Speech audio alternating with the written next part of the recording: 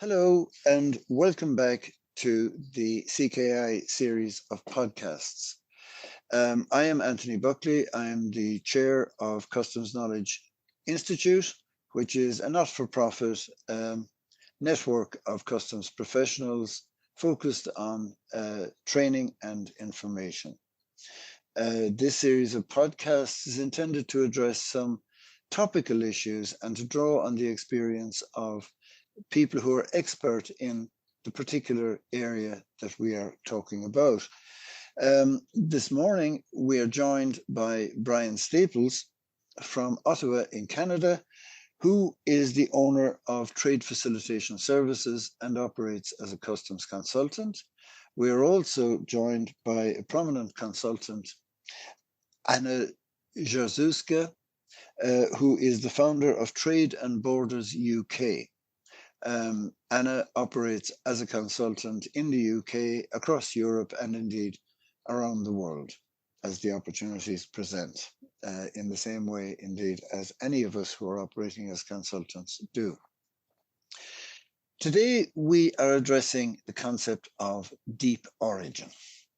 Deep origin is a phrase coined by Brian in a paper he wrote, although he describes it modestly as not so much a paper as some notes, but it generated a lot of interest around the world, and particularly in Europe. What is deep origin? It is a description of the regulatory environment now being increasingly faced by customs traders, where, for example, in relation to sanctions, in relation to prohibitions on importation of endangered goods, prohibition on importation of goods manufactured by forced labor or by slavery or by other undesirable practices.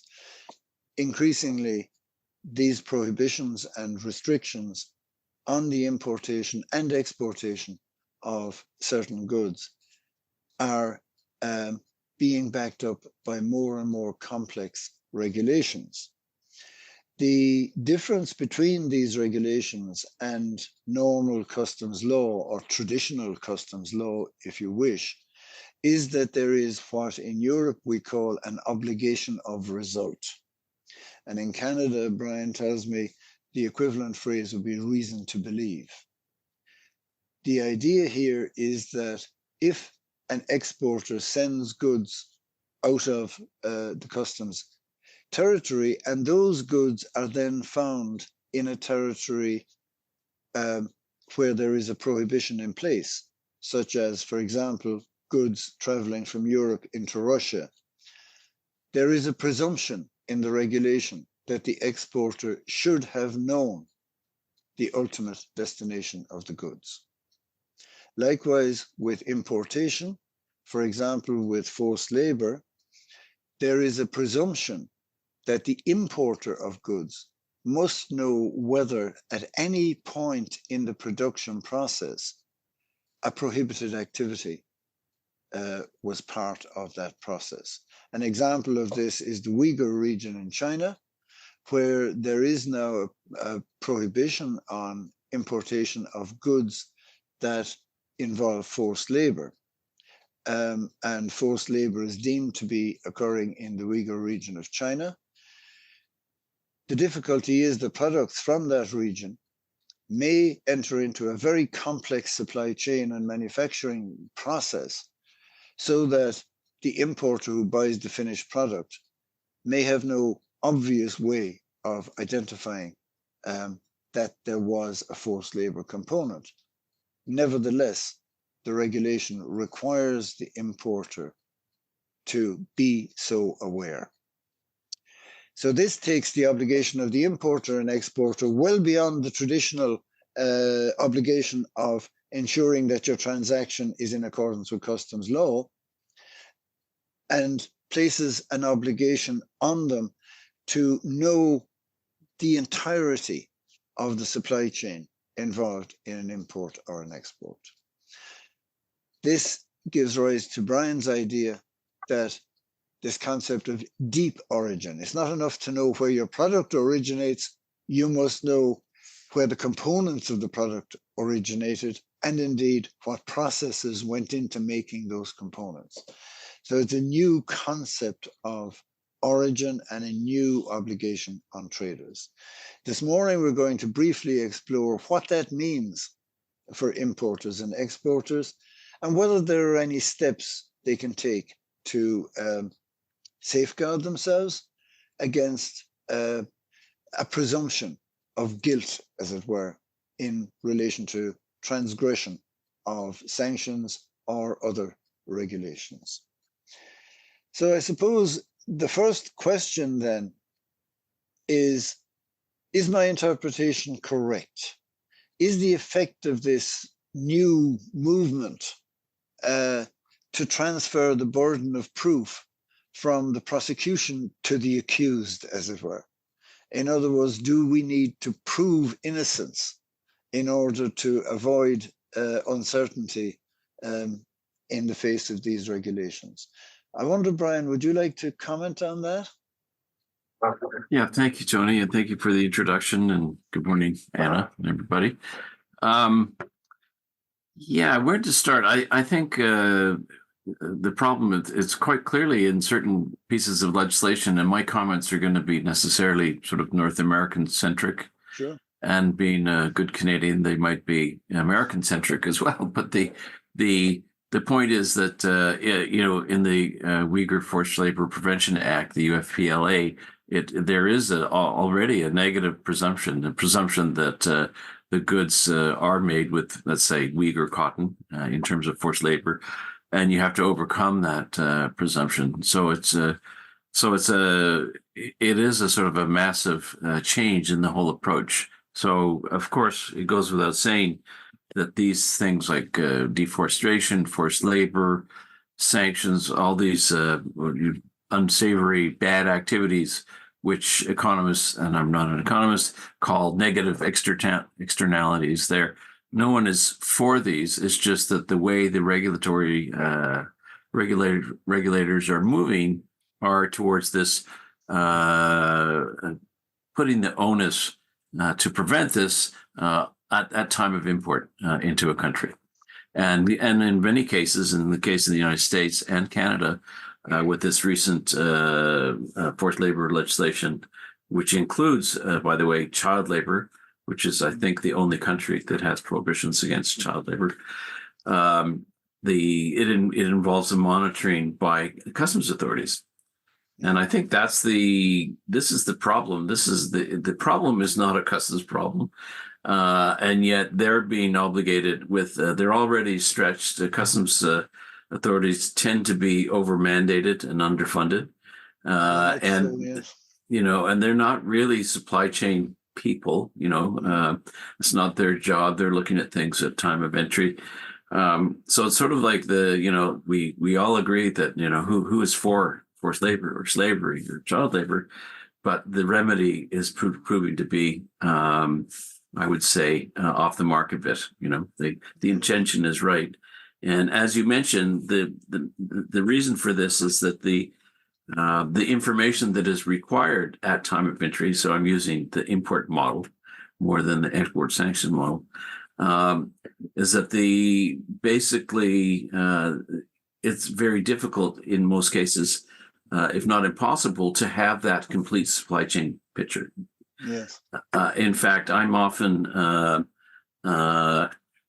criticized for using the word supply chain, or when regulators say your supply chain. Well, there's two problems with the language. One of them is that it's not my supply chain.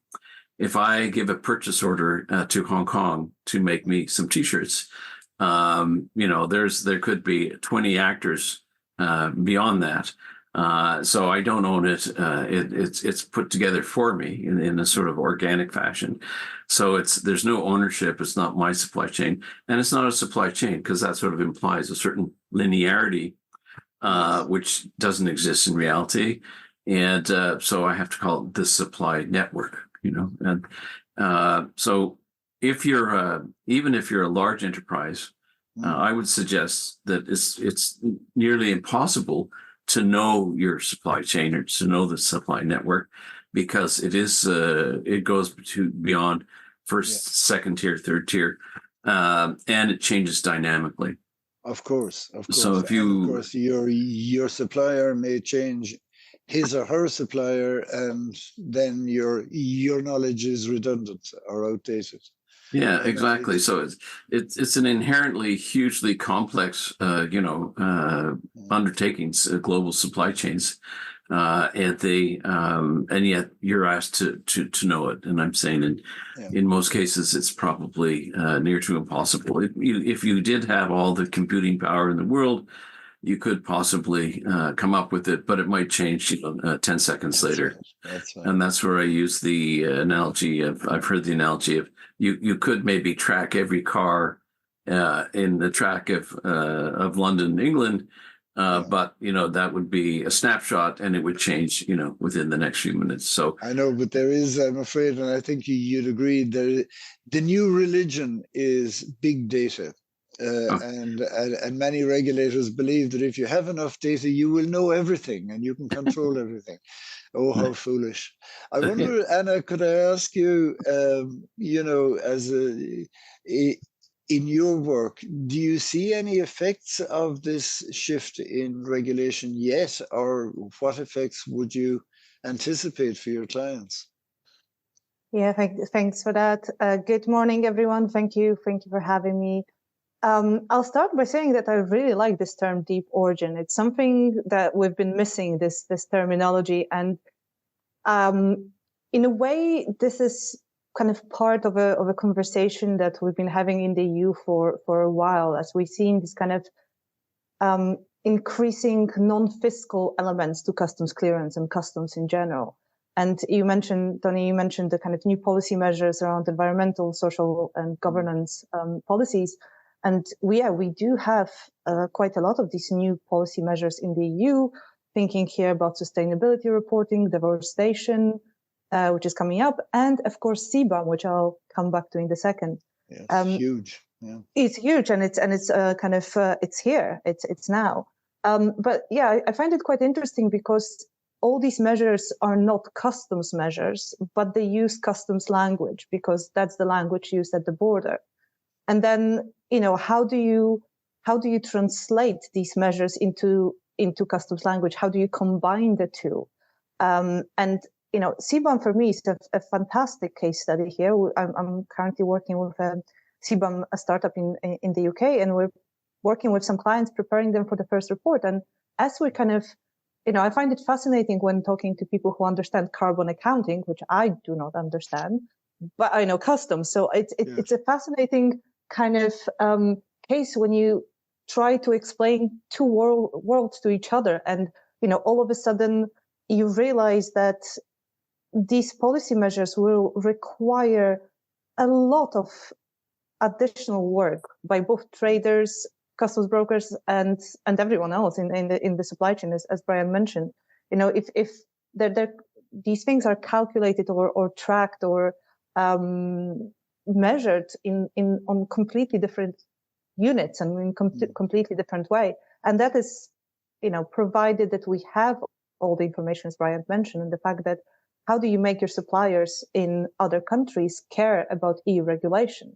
There's this notion that, well, if they don't care, they just can't sell to the EU. I'm not sure if this logic is as bulletproof as people think. And as with the EU CBAM, thinks, at least. as the EU thinks, yes, exactly. And with CBAM, for now, it's okay for the first couple of reports because people can use default values. But as of October this year, it's only 20% for default values, and you will actually have to reach out to your suppliers and start collecting this information. And there's so many hurdles to kind of overcome here. When the more we think about it, the more we think, okay, what about companies holding stock? What about different customs procedures? How is that going to work in practice? How is that going to kind of be operational, become operational? So I think it's an interesting concept in theory, but the moment we start requesting or requiring this at the border, there's going to be a lot of practical issues to sort out. Yeah, it seems to me, listening to both of you, one is tempted to be perhaps a little cynical and wonder whether this is political virtue signaling in some respects, in that the regulations don't have a clear path to implementation. But on the other hand, listening to what you were saying there, Anna, and I think it's points very well made, the complexity of accounting, the complexity of the whole thing, suggests that, as a colleague of mine, Professor Wolfgang from University of Munster, has coined the word glocalization to characterize the current international attitude towards trade, that globalization is dead and now it's all about protectionism and localization. And the one consequence of that, of course, is that larger traders, the very large companies that have the resources and have, to some degree at least, full control of their supply chains, can meet these regulations. But are we seeing really the beginning of the end of the small entrepreneur who wishes to open a trading relationship? Is that becoming less and less practical as we move into this field? Would you like to comment on that, Anna? I mean, I'm not entirely sure that's the case. There is this kind of notion that larger companies, because they have resources, because they're so large, they're fully in control of their kind of customs footprint. But in my experience working with clients, sometimes it's the opposite. It's the small companies who have kind of perhaps their trade lanes are less complex and less complicated, have more visibility of what they're doing. With many of the EU companies, what I think is going to be one of the major challenges going forward, no matter which of these new policy measures we're talking about, is the fact that companies still rely so heavily on their customs broker, and large companies, even large multinational companies, really don't have that understanding and visibility of what's happening with their imports and exports, because they outsource this to a customs broker. There's this tendency to think that that's all you need to do. So I think that the challenges, and to be honest, we do see this now with CBAM as well. I think that large companies will also struggle with this. It's not just the small traders, and occasionally, it might be larger challenge for them just because of the complexity of these supply chains. Right. Okay. Would you agree with that, Brian? That's a challenge for everybody. I would dare not to disagree with that. But that is true. And you can't. But I think larger companies that control their whole supply chain. So you take a major apparel brand that might be providing growing the cotton that goes into fiber to yarn to fabric to apparel. Of course, they're going to be at an advantage, and I think they're going to probably disadvantage smaller producers to some degree. But it's true. I mean, small companies have to be smart and agile as well at the same time. So it's so that's a difference. And like the other point I'd like to make though is that there's the challenge is different for different sectors. So to use like the mineral sector, if you're starting with the product, if you're a mining company, or if you're the sort of complete traceability that deep origin requires is easy because you're starting with the product and it goes forward, so you can sort of tag it, and it all comes out of that hole in the ground. Yes. Yeah, so compliance really means building a big fence and then tracing it forward. Yeah. But the problem that for manufactured goods is that it's you're at the end of a supply chain, supply network. And how do you go backwards? So there is a sort of a difference challenge between those types of products. And the other advantage that large companies have is that, given the massive challenges of complete traceability from import backwards, if you don't control your whole supply chain, is that in North America, and I'm sure Europe, there's a lot of technology companies coming forward. Some of these guys that believe, give me the data, all the data, and I can explain everything. So there's some interesting solutions coming up, technology solutions. A lot of them are based on sort of mapping of virtual mapping, digital mapping of supply chains on not necessarily your supply chain, but supply chains writ larger with the metadata from around the world. And these, so those are very expensive. That's not going to be. So that sort of chills out the smaller employer. But even then, if you are charged under the UFPLA, we don't have enough experience in Canada yet. But if you are charged, that big data can help you risk your supply chain. It doesn't actually describe it, and that's the big difference. So it's very expensive, and what you're getting is risking.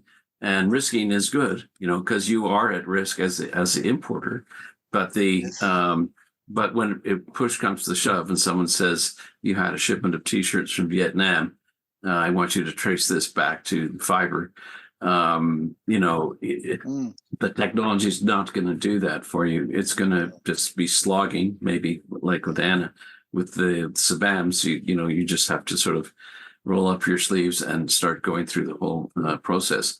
And that's where we face the challenges of data availability at that point of origin.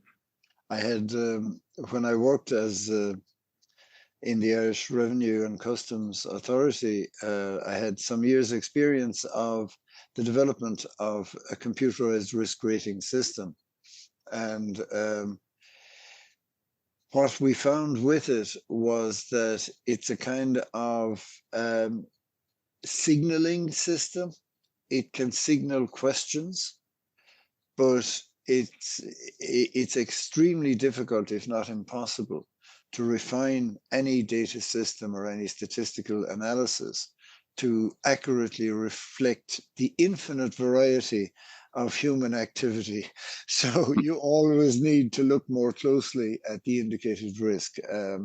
What I'm reading in terms of the EU proposals for customs reform now is, again, perhaps making a sacrifice on the altar of big data. And I am skeptical. Maybe I'm just skeptical by nature, but I'm skeptical of the ability of such a system to have the refinement required to deal with specific difficulties. However, I wonder, could we move to perhaps seek a little reassurance for traders facing this environment? The European Commission published in 2019 a recommendation for companies to adopt internal compliance programs. Now, there's nothing hugely dramatic in the recommendation, nothing terribly new, but it does formally state what I suppose we would be aware of is the need for companies at board level to be aware of the risks, to have an awareness throughout the company, to have various systems in place, and so on. Perhaps this ties in with the tendency, which is occurring everywhere in the UK, in the EU, in I think Canada and the USA, towards the trusted trader concept or the authorized economic operator, that there are certain companies that if they take the trouble to, as it were, self-audit and to establish really first-class systems, that they would have some insurance, some protection against a sudden accusation of using goods, for example, that involve forced labor. Do you think that approach, the idea of perhaps going down the AEO, the authorized economic operator route, or the equivalent perhaps with CTPAT in the USA or similar programs in Canada, is that the way for companies to go in order to protect themselves against shocks resulting from this new environment? Well, let me take a shot, Anna, at that, if I may. The short answer, I think, is in the current regulatory environment is no. Okay, because one of the most egregious portions of these regulations in Canada and elsewhere at least in North America, is that the penalty is prohibition, which is it's the biggest hammer in the toolbox. If it was a monetary penalty or some other type of restriction or loss of trade facilitation benefits, something like that, but it's an absolute prohibition. Okay. And prohibition is absolute liability. There's no due, so companies in North America are spending millions of dollars trying to comply with these new regimes. Okay. And yet if there's an import prohibition, you can't argue due diligence or reasonable care, because it's just like, and there's no de minimis in our legislation. You have a shirt you import, and 6 inches of sewing thread came from Uyghur cotton. The whole shipment of shirts is prevented. So you can't argue it's an absolute liability. So I'm not sure. Now, it would be a good idea if we change the liability approach to that. Okay, so that if you could show that you had reasonable care. But to me, it's absurd that people are trying to comply, and yet it's absolute liability, and it doesn't take into consideration reasonable care. So it could be a target, but it's not the regulatory regime that we're working under. Yeah, I might come back to that point of liability, but first, perhaps, Anna, would you agree with my view, or would you share the view that the best insurance is to have good systems? I mean, the best insurance is to have good systems and good practices. On the AEO side or trusted trader side, I think it's a very interesting concept that, would perhaps works in theory, but again, not necessarily in practice. I'm just thinking about the EU customs reform and thinking how some of these questions should perhaps be looked at or viewed together. So when you're developing, because both in the UK, perhaps definitely in the EU, the trusted trader is currently undergoing a kind of reevaluation, and the proposal for the new trust trust and check in the EU is still not fully formed. But what we're seeing is that even with the current version of the proposals, we're seeing some issues, some challenges. For example, the question whether small traders will be able to apply for this version of AEO. We've always had this issue in the EU of smaller companies might not necessarily be able to benefit from AEO. Yeah. In the past, the brokers and the representatives were able to provide bridge some of that gap. Mm-hmm. Under the current proposal, that doesn't seem to be the case going forward. So if we go down that route of companies who are trusted traders benefit from certain assumptions around their due diligence when it comes to sustainability, good practice, some of these additional policy measures, then we by default discriminate against smaller companies, which is also not great. So again, it sounds good it sounds good in theory, but I think there will be some challenges here. And just to kind of quickly highlight this fact, when it comes to liability, I think the role of a customs broker and the liability of a customs broker, especially for those non-fiscal elements, is becoming a bigger and bigger question. How do we do that? How do we do that in a case where, and I don't know if that's the same in the US and Canada, but in the EU, if we have a non-established company importing into the EU, they need to have an indirect representative who takes some of this liability. How can a customs broker be liable for the company doing due diligence on their deforestation policy, for example, or forced labor? Yes, that's a huge question in itself. That's not even their area. I look forward to debating that with you at some other time, Anna, because it's a question that fascinates me. But unfortunately, I don't think we've time to go into that today. But yes, an enormous question. However, could I perhaps sort of take a sharp left turn for a moment on this topic? The principles of law are more or less universal. There are different legal systems in different countries, but the fundamental principles are pretty much universal. And one of the most fundamental is that a penalty can only be applied to a citizen if their guilt is proven. Now, thinking in practical terms about the complexity of the supply chains that we've all mentioned, I love the example you give, Brian, of the 6 inches of thread in a t-shirt. In order to prove where that came from, it would require probably DNA analysis of the thread. That takes time, effort, cost. Who's going to do that?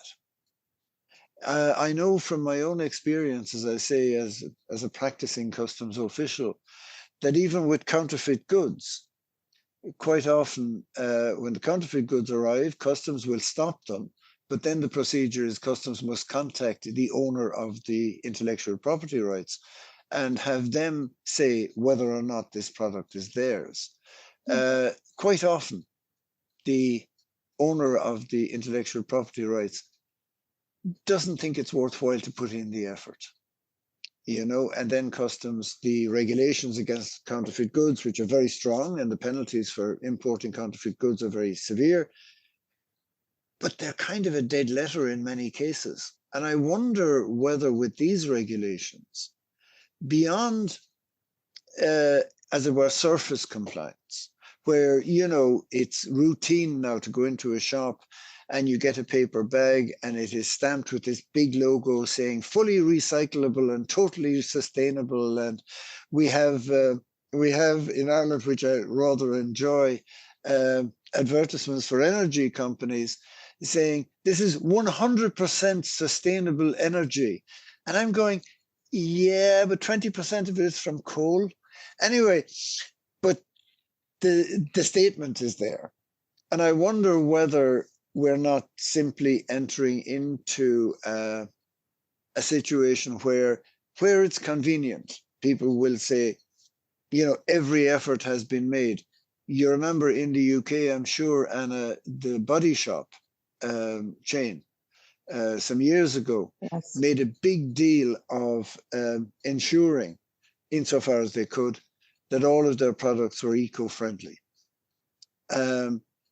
Is that the kind of environment that we're into, that in practical terms, legal enforcement, actual enforcement in the courts is never going to be practical on a big scale? And therefore, perhaps we're worrying over much about all of this. I told you I'd say something controversial. Well, I mean,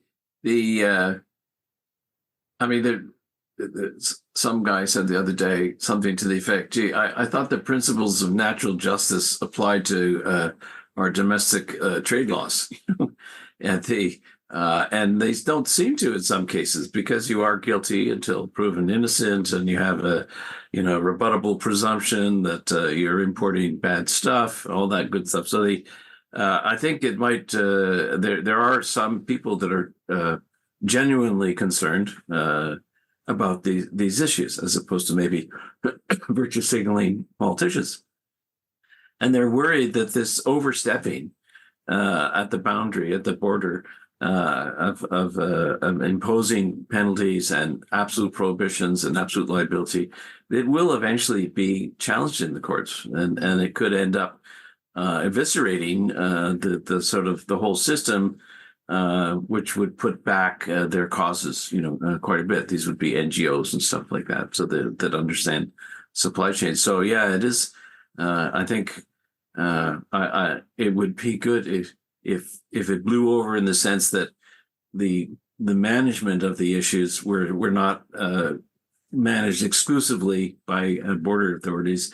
That would be a good change. So I actually think that in the future, like in the next 5 years, we could have legal challenges that will change the structure, because some of these steps, these prohibitions, I think overstep the law and natural justice. So that's my reaction to your statement.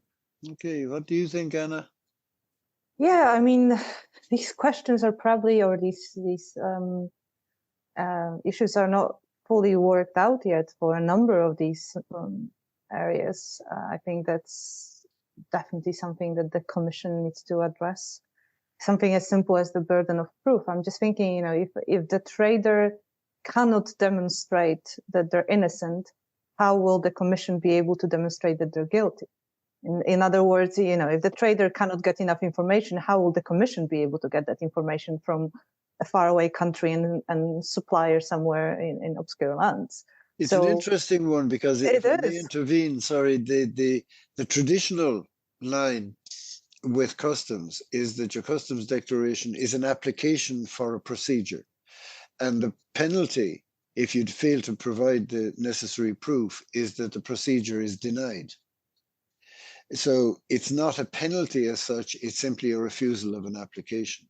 But in this situation, I think you're quite right that you are imposing a penalty, and that traditional approach, which has worked on the transaction basis, will that work, or can that work in a supply chain environment? And also, where does that liability sit? So, for example, a very real question, we do have penalties with CBAM and these are not customs penalties. No. So if there is an issue, if there is a challenge, whose responsibility is it? Which DG is responsible for it? How is that work and sharing of information? And yeah, you mentioned the EU customs reform and the customs authority and this idea of data being shared, but how will all that work in practice? If there is a challenge, who will lead? Which institution will lead? And how will this be addressed? I also think that at some point we'll see legal challenges, but I think for the time being, it will be a little bit like the situation in Northern Ireland, where no one dares to ask any questions about what's actually being enforced, because no one wants to talk about this again. So maybe a couple of years of let's just get on with it and try the best we can. You're touching on a lot of my favorite topics this morning, Anna. Yes. One thing, Tony, we have a thought experiment going on in Canada here, which is, given the nature of the problem, the problem is not an import problem. It's a problem in, the whole supply chain. And how do you get the information? We're having challenges like, if Canada knows that this particular actor is using, let's say, forced labor, what is their obligation for them to share that information with us? So it's about information sharing. Yes. And so one of the models that we're trying to promote, and there is some interest in it, but it would be a model where there was to use the lack of a better expression, like a safe place. Okay. There's an entity in Canada called the Cyber Threat Security Exchange.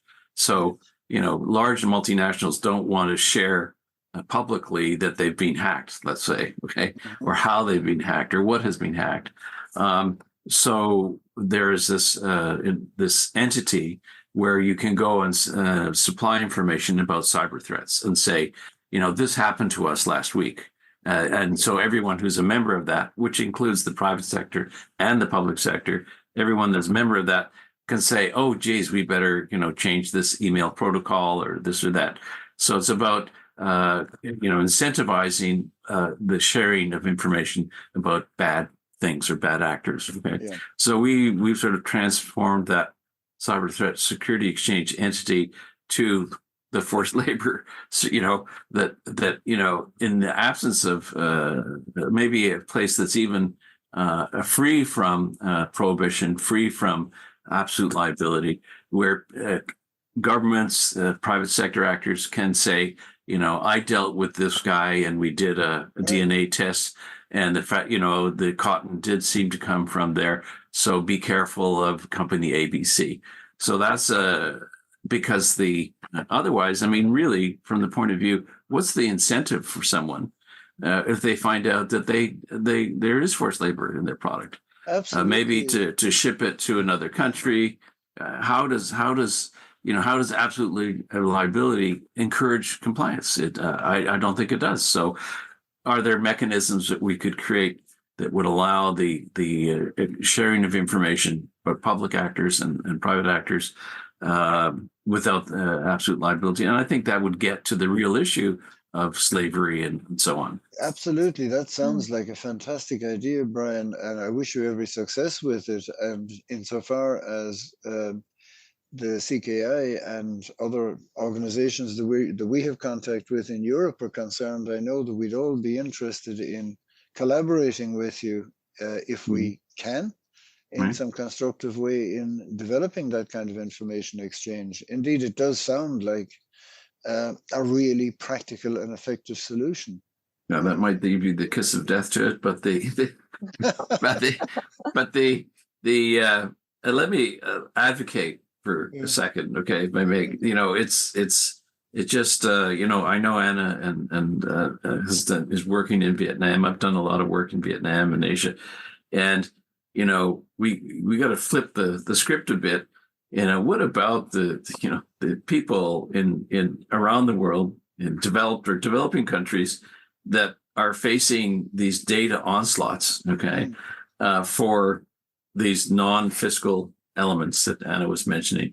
I mean, just think, deforestation, the CBAM, and forced labor, and those are just a few of them, and coming down, and fisheries or whatever it is, and so they're facing a huge burden. And what is it that we can do in the public policy space to maybe help them, to deal with it? And that's where the idea of standards, I think, comes forward. And that I was recently in Vietnam, and they're asking, certain parties were asking questions like, well, how can I find out what the states is going to deem to be a product that they consider to be made in China versus what I think might be called made in Vietnam?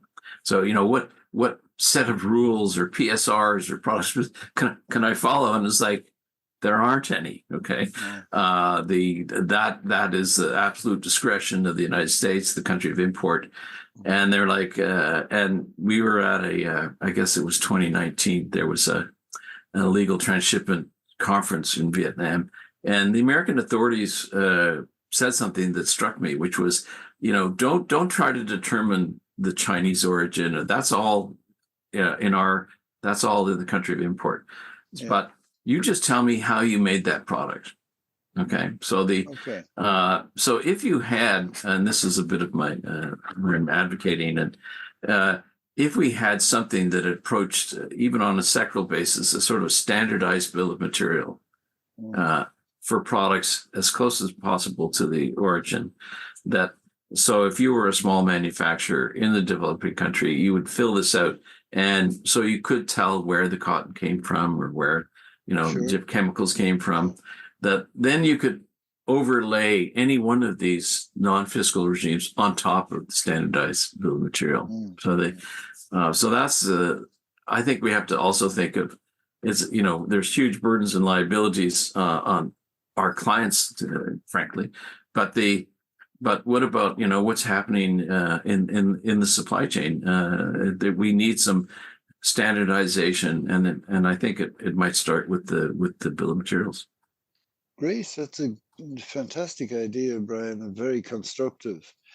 I think I'm watching the time here, and I think we have probably trespassed on our audience's time as far as we may. So I'll attempt to wrap up.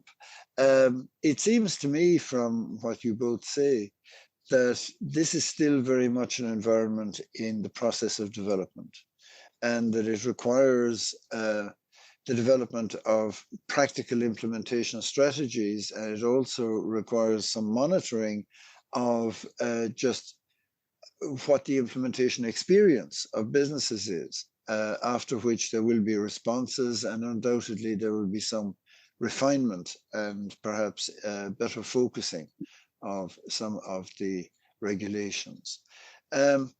So for the moment, it seems this is a matter of profound concern, but we have yet to see the full implementation in order to assess its real practical impact, I think, is what we have to say. Could I ask you, Anna, if you have any closing remarks you'd like to make? I think you're totally, I would totally agree with what you just said about the practical implementations. We know that with CBAM, which is the first example, it is very much like putting tracks in front of a train that's going at full speed.